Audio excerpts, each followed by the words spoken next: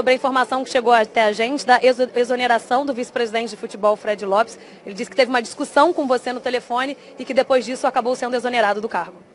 Me estranha essa notícia, porque na realidade fui surpreendido com uma informação que o Pelaipe me deu, de assuntos que habitualmente ele trata diretamente com o Pelaipe, que ele teria pedido para o Pelaipe tratar diretamente comigo. Liguei para ele, até porque o Fred é um amigo de muitos anos, que inclusive me trouxe para a política do clube, pessoa em quem eu confio.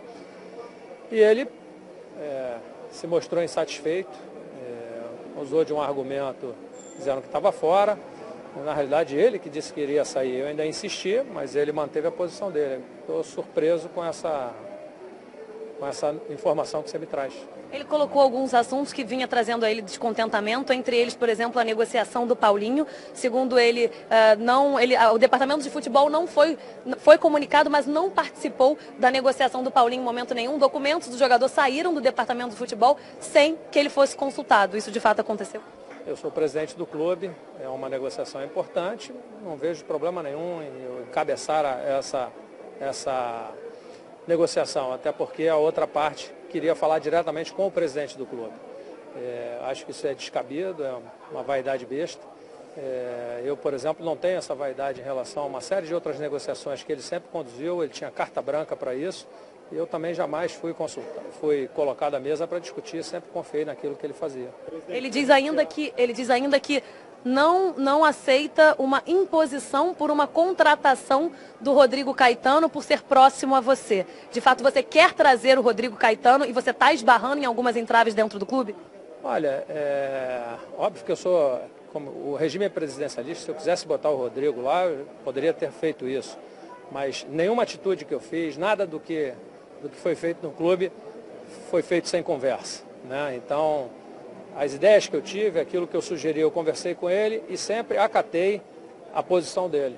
Me estranha muito esse comportamento dele. Agora, vou repetir a pergunta que eu te fiz hoje cedo sobre o protesto, se tinha motivação política. Você acha que essa saída dele tem alguma motivação política? Eu começo a pensar que sim, né? Eu tenho mexido em algumas coisas no clube que são caras e acho que isso está incomodando as pessoas, né? E elas usam como argumentação de que eu sou centralizador, o que não é verdade. Interessante que só um núcleo da Identidade Vasco tem esse tipo de reclamação. Os outros vice-presidentes que nem são da Identidade Vasco jamais tiveram esse tipo de questionamento ou de posição. Eu mexi sim na parte financeira, eu mexi na tesouraria porque existia uma rigidez ali em relação às informações. Eu quero abrir o clube, eu quero aumentar o programa de sócio, eu quero aumentar o número de sócios, eu quero ir atrás daqueles sócios que deixaram de pagar e trazer para dentro do clube, eu quero aumentar o parcelamento para a entrada do sócio geral e tenho sofrido resistência em relação a isso. Talvez isso tenha incomodado esse grupo. Da mesma forma na operação de jogo, né? Claro que você tem uma invasão de campo de uma coisa que você já sabe, que era anunciada desde ontem, é muito estranho, né? Me causa no mínimo estranheza. E eu acho que como presidente tenho que tomar atitude, tenho que preservar os jogadores, a equipe, o clube, e foi o que eu fiz. Mudei toda a parte de gestão dos jogos, né? A segurança, tudo. Enfim, talvez essa transparência, essa intenção de mostrar as coisas esteja incomodando algumas pessoas. Presidente, me parece claro que a sua base aliada na eleição, a Identidade de Vasco, está um pouco afastada do senhor.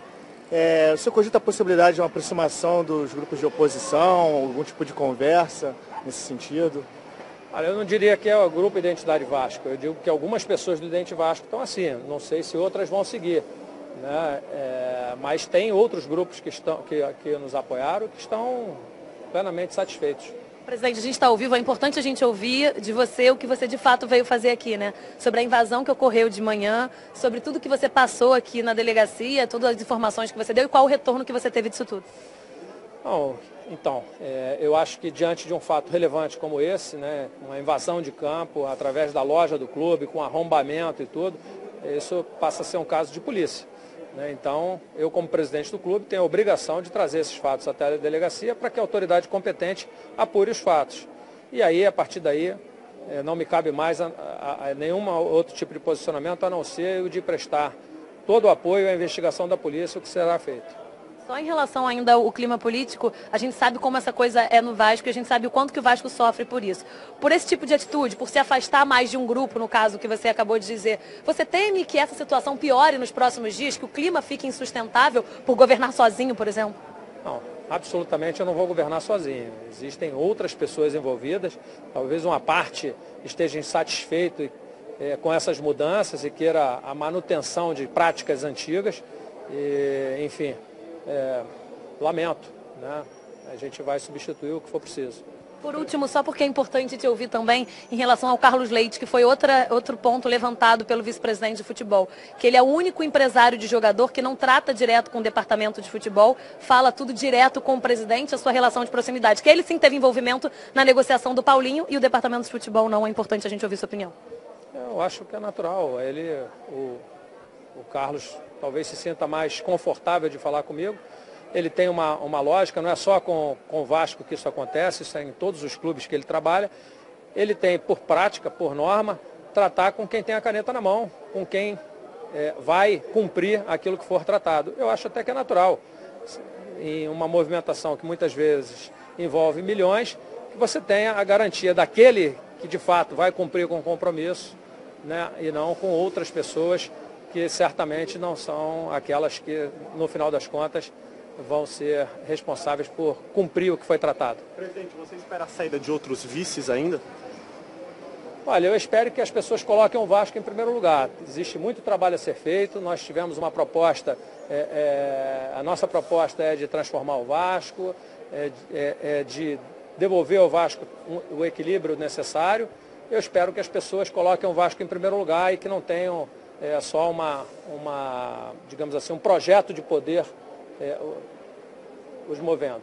Tá bom? Você já tem algum nome para a pasta de vice de futebol? Você fala o nome do Ercolino voltando?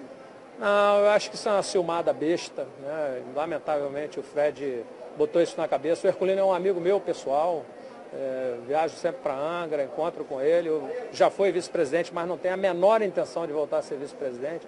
Já disse isso para ele. E ele tem esse negócio na cabeça, mas o que eu posso fazer?